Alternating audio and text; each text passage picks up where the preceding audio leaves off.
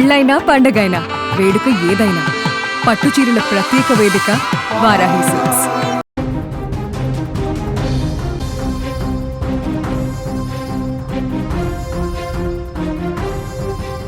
Visakhapatnam steel ప్లాంట్లో సంభవించిన ఘోర ప్రమాదం నగరాన్ని దిగ్భ్రాంతికి గురిచేసింది. ఈ దుర్ఘటనలో ప్రాణాలు కోల్పోయిన కార్మికుల కుటుంబాలను ఓదార్చేందుకు ప్రభుత్వం అత్యున్నత స్థాయిలో స్పందించింది. ఈ దుర్ఘటనలో ప్రాణాలు కోల్పోయిన వారి పట్ల మంత్రులు, ప్రజాప్రతినిధులు తీవ్ర దిగ్భ్రాంతి వ్యక్తం చేశారు. ప్రమాదం జరిగిన వెంటనే స్పందించిన హోంమంత్రి అనిత అధికారులతో ఎప్పటికప్పుడు మాట్లాడుతూ సహాయక చర్యలను పర్యవేక్షిస్తున్నారు. ప్రస్తుతం కిమ్స్ ఐకాన్ ఆసుపత్రిలో చికిత్స పొందుతున్న క్షతగాత్రులను కార్మిక శాఖ మంత్రి వాసంశెట్టి సుభాష్ పరామర్శించారు. బాధితులకు మెరుగైన వైద్యం అందుతోందని, మృతుల కుటుంబాలకు 25 లక్షల రూపాయలు, గాయపడిన వారికి 10 లక్షల చొప్పున ఎక్స్గ్రేషియా ప్రకటిస్తున్నట్లు ఆయన వెల్లడించారు. భద్రతా ప్రమాణాల్లో ఎటువంటి లోపం లేదని, ఘటనపై సమగ్ర విచారణ జరుగుతోందని స్పష్టం చేశారు. ఇక మరోవైపు మంత్రి నారా లోకేష్, కేంద్ర మంత్రి భూపతి రాజు, శ్రీనివాస వర్మ, ఎంపీ శ్రీభరత్ తో పాటు కలిసి కేజీహెచ్ వద్ద బాధితుల కుటుంబాలను ఓదార్చారు. ఉప ముఖ్యమంత్రి పవన్ కళ్యాణ్ సైతం ఆసుపత్రికి చేరుకుని క్షతగాతులను పరామర్శించారు. ప్రమాదంపై ఇప్పటికే 194 BNSS కింద పోలీసులు కేసు నమోదు చేశారు. కూటమి ప్రభుత్వం బాధిత కుటుంబాలకు పూర్తి భరోసా ఇస్తుందని నేతలు ప్రకటించారు. ఈ ఘటనకు సంబంధించి మరిన్ని తాజా వివరాలను క్షేత్రస్థాయి నుంచి మా ప్రతినిధి లక్ష్మి అందిస్తారు. లక్ష్మి, చెప్పండి, ఇప్పుడే బాధితులను డిప్యూటీ సీఎం పరామర్శించినట్టు తెలుస్తోంది. బాధితులతో డిప్యూటీ సీఎం పవన్ కళ్యాణ్ ఏం మాట్లాడారు? వారికి ఏమైనా ప్రత్యేక హామీలు ఇచ్చారా? గాయపడిన వారిలో మృతుల సంఖ్య ఇంకా పెరిగే అవకాశం ఉందా? డీటెయిల్స్ ఏంటి లక్ష్మి? దీపిక, ఇప్పుడే స్టీల్ ప్లాంట్ ప్రమాదం జరిగినటువంటి SMS1 ఏదైతే స్టీల్ మెటల్ కి సంబంధించినటువంటి షాప్, అది SMS1 లో జరిగిన లాడిల్ బ్లాస్ట్ వల్ల జరిగినటువంటి ఘోర ప్రమాదం, దుర్ఘటన దురదృష్టకరమని చెప్పి డిప్యూటీ సీఎం పవన్ కళ్యాణ్ గారు అన్నారు. ఆయన మాటల్లో కూడా తీవ్రమైన ఆవేదన కనిపించింది. కార్మికులు చెప్పారు నాతో మాట్లాడుతూ, 33 ఏళ్లలో ఇలాంటి భారీ ప్రమాదం ఎప్పుడు స్టీల్ ప్లాంట్ లో జరగలేదని వాళ్ళు చెప్తున్నారు. సో చైనా, ఫ్రాన్స్ లో కూడా ఫ్యాక్టరీస్ ఉన్నాయి, అక్కడ కూడా ఇలాంటి ప్రమాదాలు జరిగాయి కానీ ఫస్ట్ టైం లాడర్ బ్లాస్ట్ వల్ల ఇలాంటి పెద్ద ప్రమాదం జరగటం, అందులో స్పాట్ లోనే 8 మంది చనిపోవటం, 6 తీవ్రంగా గాయపడి హాస్పిటల్లో చికిత్స పొందుతూ ఉండటం అనేది చాలా బాధాకరమైన విషయం అని పవన్ కళ్యాణ్ గారు అన్నారు. మరొక వైపు కార్మిక సంఘాలు ఎప్పుడు కూడా సమస్యలు చెప్పకుండా అన్యాయాలు జరుగుతున్నాయని చెప్తున్నారు. స్టీల్ ప్లాంట్ అనేది ప్రతి ఒక్కరం ప్రొటెక్ట్ చేసుకోవాల్సినటువంటి విషయం. గత వైసీపీ ప్రభుత్వం అయితే ప్లాంట్ ని అమ్మేద్దాం అనుకుంది, మేము కాపాడుకుంటూ వస్తున్నాము. ప్రైవేటీకరణ విషయం అనేది కార్మిక సంఘాలు పక్కన పెడితే ఖచ్చితంగా మనం ఏ విధంగా అగ్రెసివ్ గా స్టీల్ ప్లాంట్ ని కాపాడుకుంటూ ముందుకు వెళ్ళాలి, క్యాప్టివ్ మైన్స్ ని సాధించాలి, దానికి సంబంధించినటువంటి పరిష్కారాలు ఏంటి అనే విషయంని ఒక నిబద్ధతతో కూడినటువంటి కార్మిక సంఘాలు కావచ్చు, కమిటీస్ కావచ్చు, దాని గురించి ఒక టైం కేటాయించి దానిపైన మాట్లాడి ఒక ప్లాన్ ఆఫ్ యాక్షన్ తో ముందుకు వెళ్లాల్సిన అవసరం ఉందని కూడా డిప్యూటీ సీఎం పవన్ కళ్యాణ్ చెప్పారు. సో మరొక వైపు ఆయన విశాఖ చేరుకోగానే ఎయిర్పోర్ట్ నుంచి నేరుగా కిమ్స్ హాస్పిటల్లో ప్రమాద బాధితులు ఎవరైతే క్షతగాత్రులు ట్రీట్మెంట్ లో ఉన్నారో వాళ్ళతో నేరుగా మాట్లాడి వాళ్ళ యోగక్షేమాలు అడగడంతో పాటు బెటర్ ట్రీట్మెంట్ ఇవ్వాలని మేనేజ్మెంట్ కి కూడా ఆయన ఆదేశాలు ఇచ్చారు. అలానే బాధిత కుటుంబాలను కూడా పరామర్శించి వారికి ధైర్యం చెప్పారు పవన్ కళ్యాణ్. మరొక వైపు కార్మిక శాఖ మంత్రి సుభాష్ ఇప్పటికే హాస్పిటల్లో ట్రీట్మెంట్ లో ఉన్నటువంటి వారిని పరామర్శించడంతో పాటు అట్లనే మృతదేహాలను కూడా ఎక్కడైతే ఉన్నాయో హాస్పిటల్ కు వెళ్ళటం, ఆ బాధిత కుటుంబాలను ఆయన కూడా పరామర్శించారు. మృతుల కుటుంబాలకు 25 లక్షల రూపాయలు, మరొక వైపు క్షతగాత్రులకు 10 లక్షలు కూడా ప్రకటించడం జరిగింది. మరొక వైపు ఇప్పుడు మీడియాకి బ్రీఫ్ ఇస్తూనే డిప్యూటీ సీఎం చెప్పడం జరిగింది, మృతుల కుటుంబాలకు సంబంధించినటువంటి పిల్లలకు చదువులు కంటిన్యూ అవుతాం, వాళ్ళకి ఇష్టమైతే గనక క్వార్టర్స్ ని ప్రొవైడ్ చేస్తామని చెప్పారు.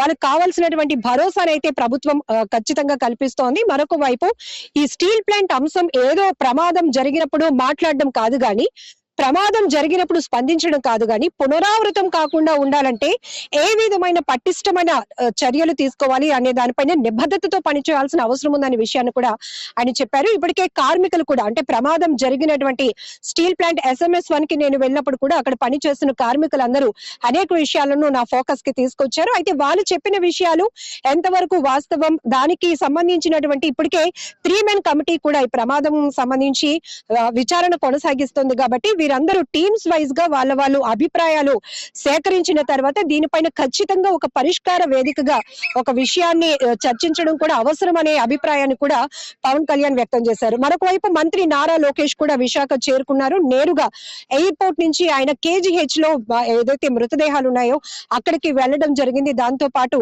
అక్కడ కుటుంబ సభ్యులతో కూడా మాట్లాడి వారికి భరోసా ఇవ్వడం జరిగింది. ఆ తర్వాత 7 Hills లో ట్రీట్మెంట్ లో ఉన్నటువంటి వారిని కూడా పరామర్శించారు. కిమ్స్ హాస్పిటల్ కి వెళ్లారు. అలానే ప్రమాద ఘటనా స్థలం ఎక్కడైతే ఉందో SMS-1 కి కూడా నారా లోకేష్ అక్కడికి చేరుకోవడం జరిగింది. పూర్తి స్థాయిలో కూటమి ప్రభుత్వం అండదండలతో ఉంటుంది. ఎందుకంటే ఇట్లాంటి ప్రమాదం జరగకూడదు. జరిగితే మాత్రం మృతుల కుటుంబాలకి గాని బాధిత కుటుంబాలకు ఏ రకమైన సపోర్ట్ ఇవ్వాలనే విషయంలో ఎప్పుడు మేము ముందుంటామని చెప్పారు. ఈ కోణంలోనే ప్రమాదం జరిగినప్పటి నుంచి కూడా హోంమంత్రి అనిత, అలానే సెంట్రల్ మినిస్టర్స్ కుమారస్వామి కావచ్చు, శ్రీనివాస వర్మ గారు, అలానే ఉదయం సుభాష్ గారు కావచ్చు, వీళ్ళందరూ కూడా ఒక టీమ్ ఆఫ్ మెంబర్స్, పొలిటీషియన్స్, అధికార యంత్రాంగం అంతా హుటాహుటిన రెస్పాండ్ అవ్వడం గాని, ప్రమాదం జరిగినటువంటి ప్లేస్ కి గాని, క్షతగాత్రులు ట్రీట్మెంట్ తీసుకుంటున్నటువంటి హాస్పిటల్స్ కి వెళ్లి మొత్తం ప్రతి చోట కూడా వాళ్ళు ఒక మానిటరింగ్ చేస్తున్నారు. సో నిన్నటి నుంచి అయితే హోంమంత్రి అనిత నైట్ కూడా లేట్ నైట్ వరకు కూడా ఉండి అసలు ఈ ప్రమాదం ఎందుకు జరిగింది, లాడిల్ బ్లాస్ట్ అవ్వడం ఏంటి, స్టీల్ మెటల్ అనేది ఒక బకెట్ ద్వారా లాడిల్ ద్వారా వెళ్తుందన్నమాట. సో ఈ వెళ్తున్న క్రమంలో అక్కడ లాడిల్ ని ప్లేస్ చేయడానికి కొంతమంది కార్మికులు పనిచేస్తారు. ఆ సరౌండింగ్ లో 12 మంది వరకు పనిచేస్తారు అని కూడా కార్మిక సంఘ నేతలు కూడా చెప్తున్నటువంటి ఇన్ఫర్మేషన్. అయితే ఈ లాడిల్ బ్లాస్ట్ కి కారణం ఏంటి, నిర్వహణ లోపమా, మెయింటెనెన్స్ లో ఎలాంటి లోపం వల్ల ఇది జరిగింది? ఎందుకంటే 1500 సెల్సియస్ డిగ్రీస్ తో ఇది అంత హీట్ వేవ్ తో ఉంటుంది. అలాంటిది ఇది బ్లాస్ట్ అయిందంటే ఊహించడానికి చాలా కష్టం. సాధారణంగా ఒక చిన్న వేడి ఇంటి మీద పడితేనే మనం భరించలేము, 44 డిగ్రీల ఎండల్లో తిరగొద్దు అని అధికారులు చెప్తున్నారు. అలాంటిది 1500 డిగ్రీల సెల్సియస్ తో ఉన్నంత వేడి మెటల్ అనేది మనుషుల మీద ఒలిగితే ఎలా ఉంటుందో ఊహించడానికి భయం వేస్తోంది. మరొక వైపు గుర్తు పట్టలేని స్థితిలో కొన్ని మృతదేహాలు ఉన్నాయి.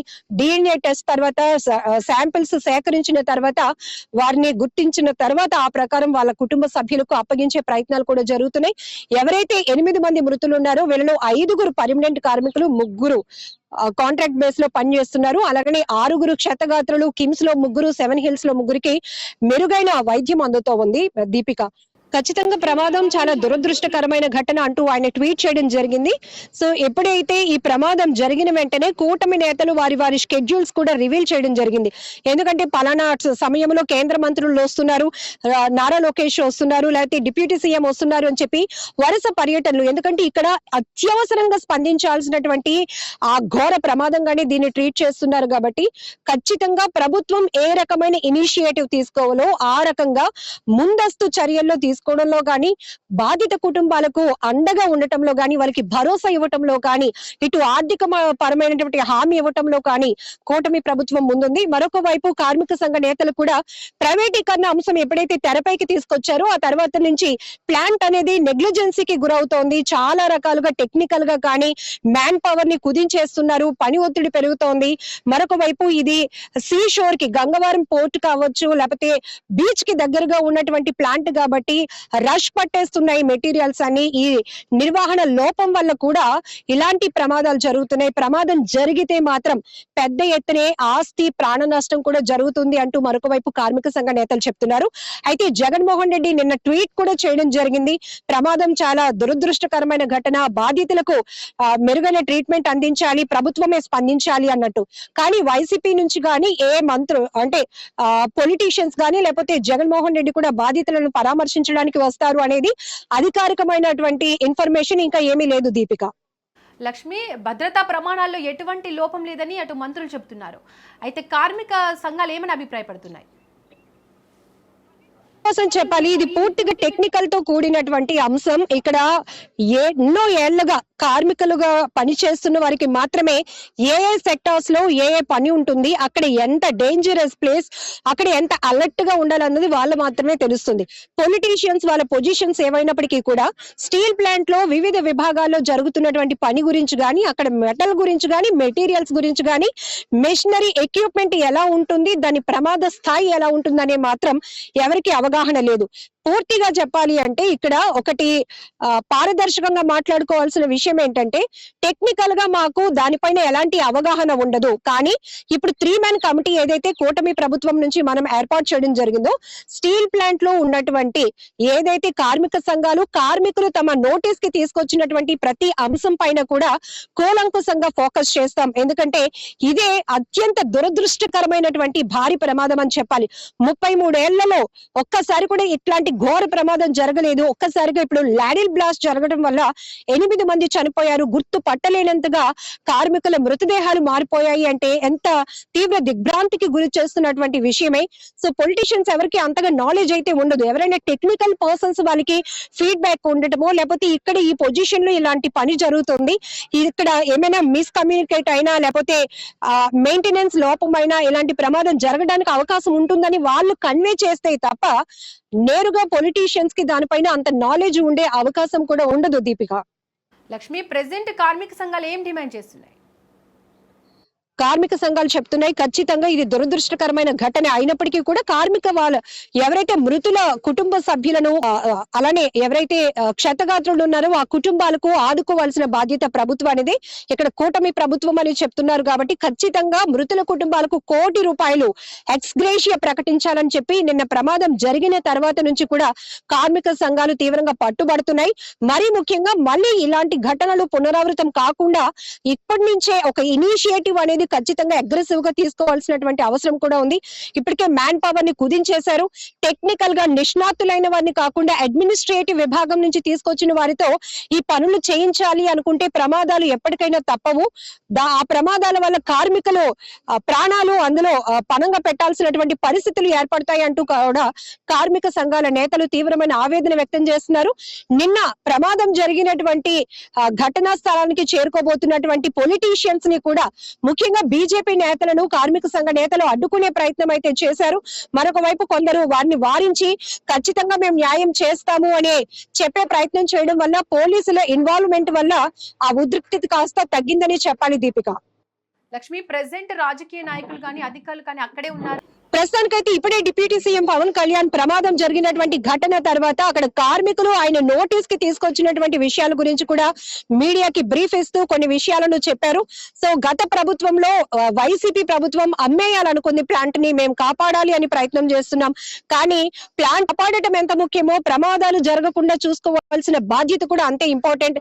దీంట్లో డిఫెన్స్ చేయాల్సినటువంటి ఫస్ట్ పర్సన్స్ ఎవరైతే కార్మిక సంఘాల నేతలు, కార్మిక సంఘాలు సమస్యకి పరిష్కారాలు వెతకాలి. అన్యాయాలు జరుగుతున్నాయని చెప్పే ముందు దీని మీద ఫోకస్ చేయండి. మీరు చెప్పే ప్రతి మాటని మేము పరిగణలోనికి తీసుకుని దానిపైన వర్కౌట్ చేయడానికి మేము నిబద్ధతతో పని చేస్తూనే ఉంటామంటూ కూడా పవన్ కళ్యాణ్ చెప్పారు. మరొక వైపు ఖచ్చితంగా బాధిత కుటుంబాలకు చేయాల్సినటువంటి న్యాయం ప్రభుత్వం తరపు నుంచి మా తరపు నుంచి చేస్తానే ఉంటామని చెప్పి ఆయన హామీ ఇవ్వడం కూడా జరిగింది. లక్ష్మి, అయితే 194 BNSS సెక్షన్ కింద నమోదు చేసిన ఈ కేసులో పోలీసులు ఏ కోణంలో దర్యాప్తు చేస్తున్నారు? 100% ప్రస్తుతానికి ఇప్పటికే 3 మ్యాన్ కమిటీ అనేది ప్రమాదం జరిగిన తీరు ఎందుకు జరిగింది, ఆ సమయంలో ఎవరైనా మ్యాన్ పవర్ చేసినటువంటి మిస్టేకా, లేకపోతే మెటీరియల్ కి సంబంధించి ఏమైనా మెయింటెనెన్స్ లోపాలు ఉన్నా ఆ విషయాన్ని ఇంతకు ముందే అధికారుల నోటీసులో పెట్టినా ఎవరు రెస్పాండ్ కాలేదా, ఆ నెగ్లిజెన్సీ వల్ల ఈ ల్యాడర్ బ్లాస్ట్ అయిందా, 1500 degrees సెల్సియస్ వేడితో ఒక స్టీల్ మెటల్ ని బకెట్ ద్వారా అంటే లాడిల్ ద్వారా తీసుకువెళ్తున్నటువంటి ఒక లాడిల్ బ్లాస్ట్ అయ్యి 33 ఏళ్ల హిస్టరీలో ఎప్పుడూ జరగలేనటువంటి ప్రమాదం జరిగిందంటే దీనిపైన ఖచ్చితంగా అగ్రెసివ్ గా విచారణ జరగాల్సిన అవసరం ఉంది. ఇప్పటికే కమిటీ దానిపైన వర్కౌట్ చేస్తోంది. అయితే 194 BNS సెక్షన్ అనేది అసహజ మరణాల కింద ట్రీట్ చేస్తూ ఈ ప్రస్తుతానికి దీనిపైన స్టీల్ ప్లాంట్ యాజమాన్యం పైన ఈ కేసు అయితే ఫైల్ చేశారు. అయితే పర్టికులర్ గా ఈ ప్రమాదానికి వీళ్ళు కారణం, ఇది కారణం అంటూ ఎక్కడ కూడా స్పెసిఫిక్ గా మెన్షన్ చేయలేదు. Deepika, right Lakshmi, thank you.